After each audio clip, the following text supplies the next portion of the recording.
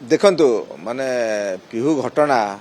माने राज्यर नुह देशर गोटे चर्चित घटना गोटे छोट पिलाटा ताको हजई दिहाइची ताको चोरी कराइची एवं ताको हजई दिहाइची एवं तापरे प्रशासन पूर्वतन सरकार पूरा स्थाणु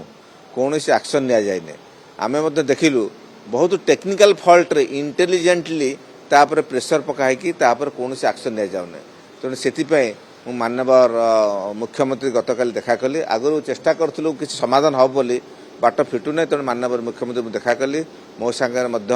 धर्मशाला विधायक हिमांशु शेखर साहू महोदय थे कि आम डिमांड कलु जे माननीय मुख्यमंत्री की एवं से जो प्रदीप बल सामत प्रेजेंट थिले आमर माननीय मंत्री आम डिमांड करचु पिहुर वर्तमान परिस्थिति कोटी अवस्थित कोटी सबू सत्यासत क्राइम ब्रांच को देले ही धरा पड़िबो वर्तमान अवस्था कौन अच्छी से कौटी अच्छी कौन कौन पुंखानुपुंख तथ्य पर आधार करा जाओ से समय जो पुलिस ऑफिसर की जो ऑफिसर माने तांकु सुरक्षा देकी पिहू को माने चंचकता करी तार तदंत को सप्रेस कराई सेटा बदे लोकलोचन को आसीबा उचित ये आम डिमांड कर माननीय मुख्यमंत्री काली देखा करके डिमांड कर हाँ निश्चय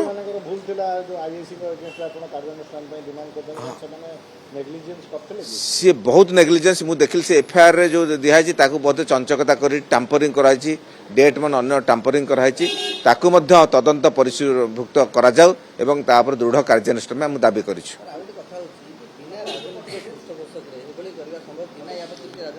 राजनैतिक पृष्ठपोषक न किए करिवो बिना राजनैतिक पृष्ठपोषक संभव न तेणु सबु आंगल तदंत करने आम माननीय मुख्यमंत्री की डिमांड करूँ तदंत कले जना पड़ो क्राइम ब्रांच तदंत कले जना पड़ो जो राजनैतिक व्यक्ति मैंने संश्लिष्ट अच्छा से निश्चय जना पड़े और पिहुर अवस्थान बर्तमान कौटी से जना पड़ो निखोज तो आम प्रथम भावुलु किंतु सन्देह दृढ़ीभूत होती गोटे केत व्यक्ति इनवल्व अच्छा आम भावुचु जहाँ गेस कर निखोज ना कौटी लुचा हो रखाई तेणु से लोकलोचन को आसवा दरकार दृढ़ कार्यानुष्ठान जो राजनीतिक व्यक्ति उपर हो कि अधिकारी हो दृढ़ कार्यानुष्ठान होगा उचित सीटा तदंत पर जना पड़ो आम से भावुचु अपहरण बोली गेस करुचु किंतु तदंत कले जना पड़ो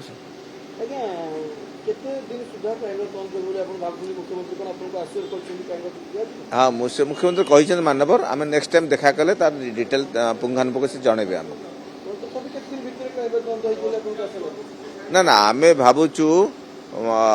मासे भितर से देकी प्रिलिमिनारी किछ हो तापर देखिबा फर्दर नेक्स्ट मीटिंग में जने कहि परबो पिहू केस को खाली क्राइम ब्रांच में सीबीआई तदंत करा जाऊ सत्यटा पदा को आसु द्वितीय कथा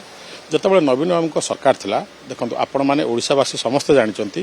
जे नवीन बाबू सरकार गोटे जीरो टॉलरेंस सरकार थिला क्राइम बिल्कुल क्राइम शून्य हो जाता ओडिशा देखिए 2 वर्ष हलानी जी नारी निर्यातना नारी अपहरण मर्डर बाली माफिया राज ये 2 वर्ष भितर केते अंश बढ़ी आपण मैंने ओडिशावासी समस्ते जानते तृतीय कथा है जे सांसद जाजपुर सांसद बोधे 2 वर्ष रु अधिक हो 2024 जून 4 रिजल्ट बाहला पर से सांसद होती आज काली हो गला अगस्त मास तो एते दिन है सांसद जाइए कुआड़े पिहू कथा जमा मन पड़ ना हठात कौन स्वप्न देखिले जे क्राइम ब्रांच तदंत आसिक मुख्यमंत्री भेटापी जदि ये जो भारतीय जनता पार्टी नाटक जो करुच्ची जे सांसद आसिकी मुख्यमंत्री की भेटुंट ये सबूर पछरे कारण है जाजपुर जो सीवियर फ्लड होती जो बन्या एमानकर देखा चाहना मिछुटारे आखि दुसिया जाकि फटो उठेबे कैमेरा पे आसिया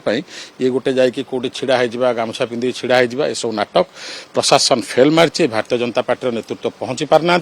आकु लुचेवाई आईवाश करने ये गोटे मिछ नाटक आरंभ कर पीयू केस को आम एवं क्राइम ब्रांच दवाई